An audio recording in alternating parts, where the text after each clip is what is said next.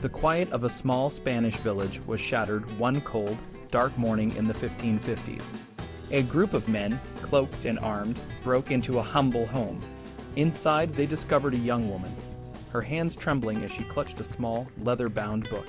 The men snatched the book from her grasp, and with a stern warning, dragged her away to the local church. The book, a copy of the Bible in Spanish, was a dangerous possession. It could cost her life. This was the world of the Spanish Inquisition, a time when reading the Bible in your own language could be a deadly sin. The Inquisition, a powerful arm of the Catholic Church, was determined to keep the Bible out of the hands of ordinary people. They feared that if people could read and interpret the Bible for themselves, they might question the authority of the Church and the King. In the early 1500s, a movement known as the Reformation swept through Europe. Reformers like Martin Luther and John Calvin argued that the Bible should be translated into the languages of the people, not just Latin. They believed that everyone should have the right to read and understand the Word of God. But in Spain, the Reformation faced fierce resistance. The Spanish crown and the Inquisition were determined to maintain the status quo, and they saw the Reformation as a threat to their power. One of the key figures in this story was a humble monk named Casiodoro de Reina. Reina, born near Badajoz and of Morisco Muslim convert origin, was a man of deep faith and a scholar of remarkable talent. He had joined a monastery in Seville, but his curiosity about the Reformation ideas led him to question the Church's teachings. In 1550, Reina and a group of like-minded monks fled Spain, eventually finding refuge in Geneva, the heart of the Calvinist movement. In Geneva, Reina dedicated himself to a monumental task, translating the entire Bible into Spanish. This was no small feat. The Bible is a vast and complex text, and translating it required a deep understanding of Greek, Hebrew, and Latin, as well as the nuances of the Spanish language. Reina worked tirelessly, consulting with other exiles and scholars, to create a version of the Bible that could be understood by ordinary people. But Reina was not the first to attempt this. Francisco Enzinas, another Spanish exile, had already translated parts of the New Testament into Spanish and published it in Antwerp in 1543. Enzinas had even managed to gain the approval of Emperor Charles V, but his efforts were soon quashed by the Inquisition. He was arrested and held under house arrest in Brussels, only to escape a year later. Tragically, Enzinas died of the plague in Strasbourg, never seeing the full impact of his work. Reina built on the work of Enzinas and others, but his task was far from easy. He had to work in secret, often in fear of capture. In 1556, Juan Perez de Pineda, another Seville monk, published a version of the New Testament in Geneva. The book was small and easily hidden, but it was still a target for the Inquisition. A smuggler named Julian Hernandez attempted to bring copies into Spain, but was caught and executed in an auto de fe, a public execution by the Inquisition. Despite these setbacks, Reina persevered. In 1569, his complete Spanish Bible, known as the Bear Bible because of an engraving on the title page, was published in Basel, Switzerland. The Bear Bible was a landmark achievement, a testament to the courage and dedication of Reina and his fellow exiles. It was smuggled into Spain and distributed among secret groups of Protestants, who risked their lives to read and share the Word of God in their own language. Reina's Bible had a profound impact, not just in Spain, but across the Hispanic world. It became the standard text for Spanish-speaking Protestants, a symbol of their struggle for religious freedom. Even today, the Reina, a Valera Bible, a revised version edited by Cipriano de Valera in 1602, remains the most widely used Spanish Bible among Protestants. But the story of the Reina, a Bible, is not just about a book. It is a story of resistance, of people who risked everything to follow their conscience and seek the truth. It is a story of the power of words and the lengths to which people will go to keep them free. In a world where the Inquisition held sway, these brave souls dared to challenge the status quo, and their legacy lives on in the pages of the Bible they created. As the young woman in the village was led away, her hands still tingling from the touch of the forbidden book, she knew that the fight for religious freedom was far from over. The Reformation had failed to take root in Spain, but the spirit of reform and the desire for truth would continue to burn in the hearts of those who dared to dream of a better world. In the heart of the 16th century, Spain was a sprawling kingdom with many different regions, each with its own unique customs and laws. King Philip II, who ruled over this vast territory, faced a significant challenge in controlling the spread of books and ideas, especially those that might challenge the Catholic faith. One of the biggest issues was that the laws and decrees he issued only applied to Castile, the largest and most powerful region of Spain. This meant that in other parts of the country, like Aragon, Valencia, Catalonia, and Navarre, people could still publish and import books without following the same strict rules. For example, in 1558, Philip issued a law to control the publication and import of books in Castile. This law was meant to prevent the spread of heretical ideas, but it only worked in Castile. In other regions like Catalonia, printers could still publish books without needing the king's permission. This made it easy for authors who were frustrated by the strict censors in Castile to simply take their work to another part of Spain, like Aragon or even to a city in Italy or France. The king's former tutor, a man named Sepulveda, faced this exact problem in 1565. He found the censors in Castile too strict and decided to try publishing his work in Aragon, or, if that didn't work, in Venice. This showed that the law was not effective, because it only applied to one part of the country. Another major issue was the control of book imports. 1558 law only regulated books coming into Castile, not into other parts of Spain. This meant that cities like Barcelona could still import books from places like Lyon, Paris, and Antwerp without any restrictions. In fact, a bookshop in Barcelona owned by a printer named Joan Guardiola had over 9,000 books, most of which came from France and other European cities. This made it very difficult to enforce the law, as books from other regions of Spain and from abroad continued to flood into Castile. The printing controls also faced another challenge: the lack of trained officials to enforce them. When the law was first implemented, the local authorities in Castile were given the job of checking books and censoring texts, but they often lacked the expertise to do so. This led to delays and inefficiencies. It wasn't until many years later, in the 1570s, that the government started to involve university professors to help with the inspection of books. Despite these efforts, Spain still relied heavily on foreign imports for its books. In the 1540s, when the future King Philip II was a young prince, most of the books he read were printed abroad. This was common for many Spaniards, who preferred the quality and variety of books from foreign presses. For instance, a library in Seville owned by Fernando Colon, the son of Christopher Columbus, contained over 500 books by Reformation writers like Martin Luther and Philip Melanchthon. Even after the 1558 law was in place, booksellers in Spain continued to import books from abroad. In 1561, a city official in Alcala noted that foreign booksellers still came to the town to sell their books, which were often better quality and cheaper than those produced in Spain. This continued to be a problem, as the Inquisition and local authorities struggled to keep up with the influx of books. Many Spaniards simply ignored the 1558 law, especially when it came to reprints. Printers and authors found ways to get around the licensing and censorship process by publishing reprints of books, even if they had made significant changes to the text.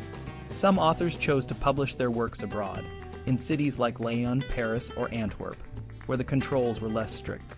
This was a common practice, and Spanish writers continued to publish as much abroad as they did at home throughout the century. The quality of foreign presses and the more relaxed controls abroad made it an attractive option for many Spanish authors. For example, in the late 1500s, at least 60 leading Spanish writers published their works in Lyon, France, rather than in Spain. This meant that the penalties laid down by the 1558 law were often not enforced, and the law became more of a formality than a real restriction. Despite the challenges of the Reformation and the fear of heresy, the frontiers of Spain were never fully closed, especially with France. Only Castilians were bound by the new restrictions, while people from other parts of Spain, like Aragon and Catalonia, could still travel and study abroad.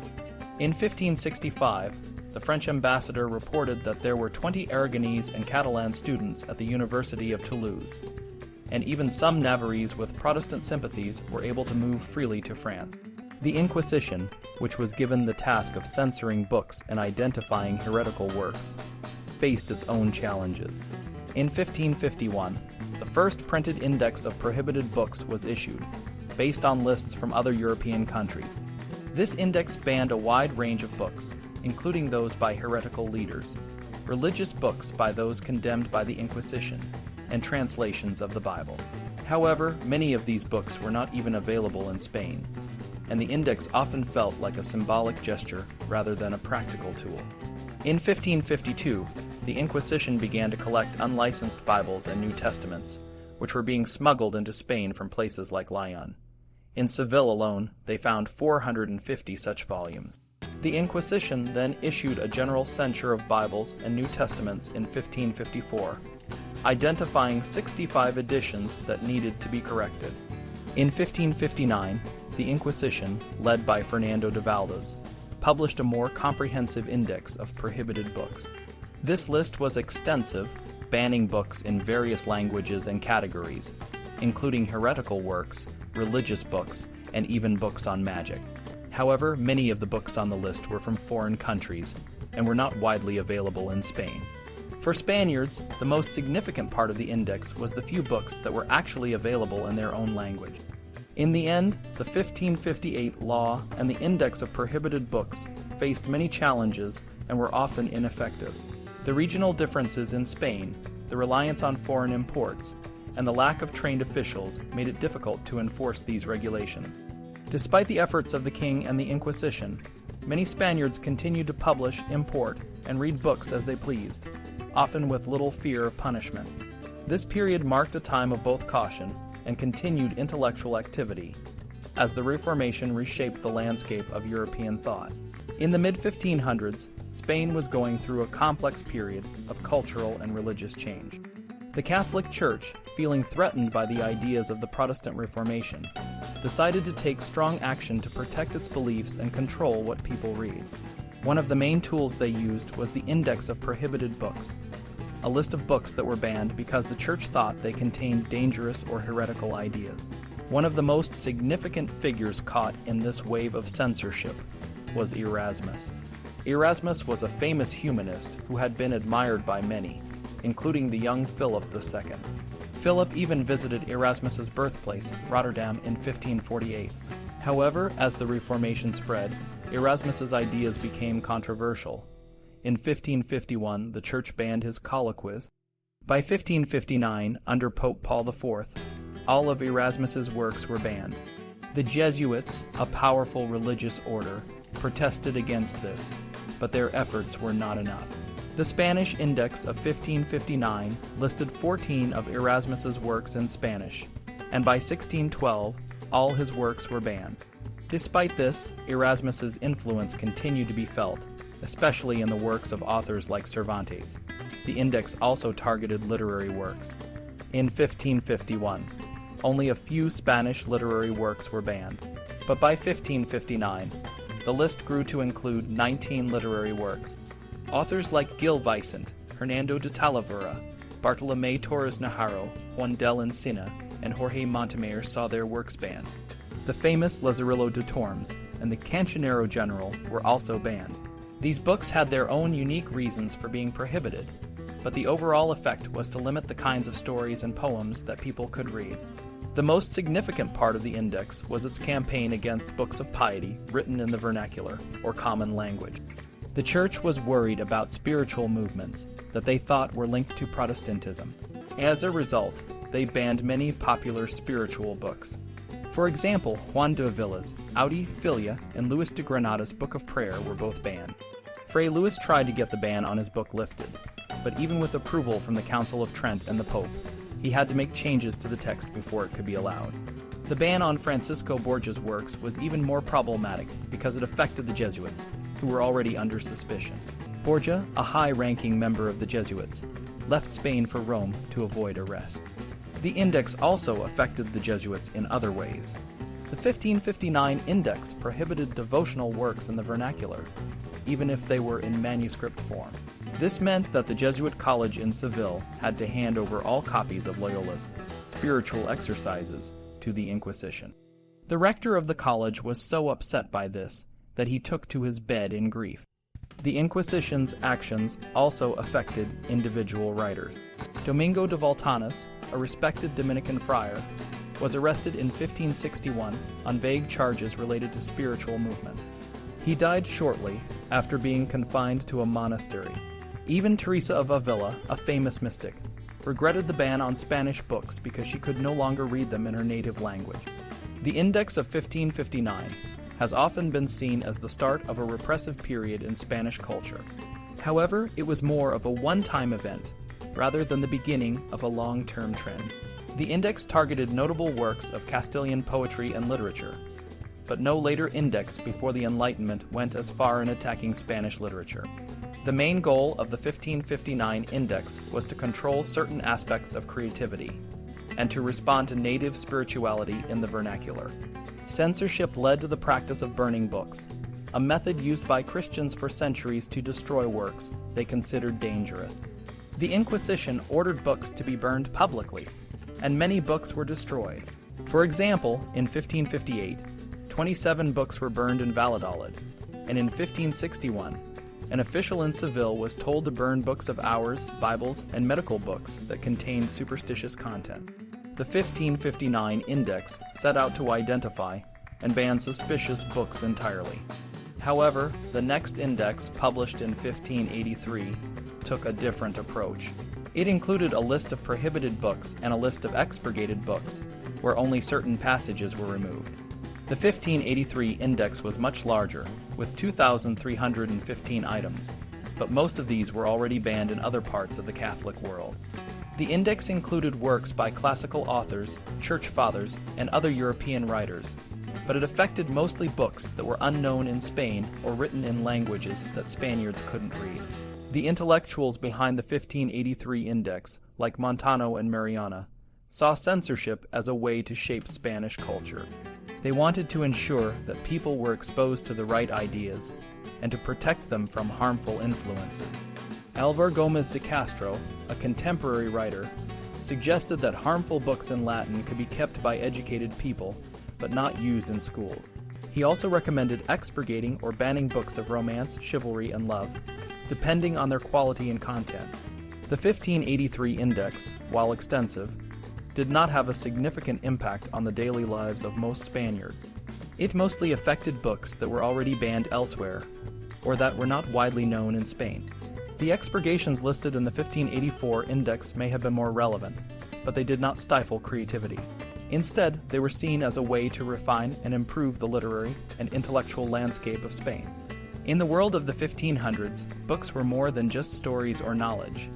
They were powerful tools that could shape people's thoughts and beliefs. In Spain, the church and the government worked together to control what people could read, especially to prevent the spread of ideas that could challenge the Catholic faith. Juan de Mariana, a respected scholar and priest, believed that certain books, even if they were well written, should be banned because they could corrupt people's minds. He thought that books with immoral or heretical content should be completely off limits, especially those that talked about love in a way that wasn't proper, like Celestina and Diana de Montemayor. Mariana and other censors, who were experts in theology and often from religious orders like the Dominicans, Franciscans, and Jesuits, had a big job. They had to decide which books were safe and which were dangerous. Sometimes they disagreed with each other, and the rules they made were not always fair or consistent. For example, a book might be banned in one place, but allowed in another. The Spanish Index, which was a list of banned books, was different from the one used by the Church in Rome. The Spanish Index not only banned books, but also allowed some to be read, if certain parts were removed or changed. The process of creating these lists was long and complicated. In 1605, the Spanish authorities started working on a new index, which took 7 years to complete. The Index of 1612 was a big step forward because it combined the lists of banned and censored books into one volume. It also organized books into 3 categories: completely banned authors, banned books regardless of the author, and books without a known author. However, even this system wasn't perfect. For example, Erasmus, a famous writer, had all his works banned in Spanish, but some of his Latin works were still allowed. The Index of 1632 and 1640 followed a similar pattern, but they also reflected the changing times. Writers like Francis Bacon, who was seen as a heretic, were banned, but scientists like Johannes Kepler and Tycho Brahe were allowed to be read with some changes. This showed that the Spanish authorities were more open to scientific ideas than they were to religious ones. Despite the effort put into creating these lists, they weren't always effective. In places like Catalonia, copies of the index were scarce, and booksellers often didn't have access to them. This meant that many banned books were still being sold. The Inquisition focused a lot on preventing foreign books from entering Spain, especially those from places like Germany and the Netherlands, where Protestant ideas were spreading. They checked ships and monitored ports, but it was hard to stop all the books from getting in. Booksellers often faced delays and embargoes, but they found ways to keep importing books. The Inquisition also checked libraries and bookshops, but these inspections were rare and often only happened in larger cities. Even when they did inspect, bookshops sometimes claimed they didn't know which books were banned because they didn't have a copy of the index. This made it difficult to enforce the rules. The censorship process was slow and labor-intensive. Censors had to go through entire libraries, deciding which books to ban and which to allow with changes. This was a big job, and it often took a long time. Some people, like scholars and students, were allowed to read banned books if they had a special license, but these licenses were rare after 1559. Overall, the censorship system was a mix of strict rules and practical challenges. While the Inquisition tried to control what people read, the reality was that many books still found their way into Spain, and the system wasn't as effective as its creators hoped. The world of books and ideas in Spain during the 16th and 17th centuries was a place of great turmoil and tension. Many people, fearing the consequences of being caught with forbidden books, chose to burn them rather than face the Inquisition. This meant that countless good and harmless books were lost, causing great sorrow to their owners and a significant loss to knowledge and culture. Book owners who did not want to destroy their collections often turned to trusted, educated individuals to help them expurgate their books. One such person was the Jesuit Father Gubern in Barcelona, who was known for his gentle and careful approach to this task. Others took matters into their own hands, using the index of forbidden books to guide their own expurgations, thus avoiding the sometimes careless and damaging methods of official censors. The Inquisition did not always destroy the books it confiscated. Sometimes these books were stored in places like the Escorial, a grand monastery and library. By the early 17th century, the Escorial had become a repository for many banned books, including works by Erasmus, the Bible in different languages, and the writings of Machiavelli. Despite this, many books were still lost, as not all places had the foresight to preserve them. The Inquisition's work was not just about burning books. It was also about controlling ideas. Scholars and thinkers often found themselves at odds with the inquisitors. Some, like the humanist Nebrija, argued that the study of ancient languages was crucial for understanding religious texts, while others, like the inquisitors, believed that only a select few should have access to such knowledge. The rise of the Reformation added a new dimension to this debate. Should the Bible be translated into vernacular languages, making it accessible to the general public? This question sparked intense discussions and disagreements. Some, like the Jesuit who wrote in 1559, worried that the new index of forbidden books was too restrictive, limiting the spiritual growth of those who sought to deepen their faith. University professors and scholars were often at the center of these conflicts. Personal rivalries and malice sometimes led to denunciations and trials. One of the most famous cases involved Fray Luis de Leon, a brilliant theologian and poet. His enemies, including the professor Leon de Castro, accused him of heresy, leading to his imprisonment for nearly 5 years. Despite the hardships, Fray Luis continued to write and reflect, producing works that would later be recognized as masterpieces. When he was finally released, he resumed his teaching with a remarkable display of resilience, though the experience left him weary and disillusioned. Not everyone was as fortunate as Fray Luis. His colleagues, Gaspar de Grajal and Martin Martinez de Cantalapedra, also faced accusations and imprisonment. Grajal died in prison, and Cantalapedra, though eventually released, never regained his academic position. Their stories highlight the profound impact that the Inquisition's actions had on the lives and careers of many scholars. The controversy surrounding the Polyglot Bible, a monumental work of scholarship, further illustrates the tensions of the time. Benito Arias Montano, one of its key contributors, faced criticism and opposition from his peers, including Leon de Castro. Despite the challenges, the Polyglot Bible was eventually published, though its reception was mixed. In the end, the story of the Inquisition, and its impact on books and ideas, is a complex one. It shows how the struggle between control and freedom, between tradition and innovation, shaped the intellectual landscape of Spain. The legacy of this period is a reminder of the importance of preserving knowledge and the dangers of censorship, even in the face of fear and uncertainty.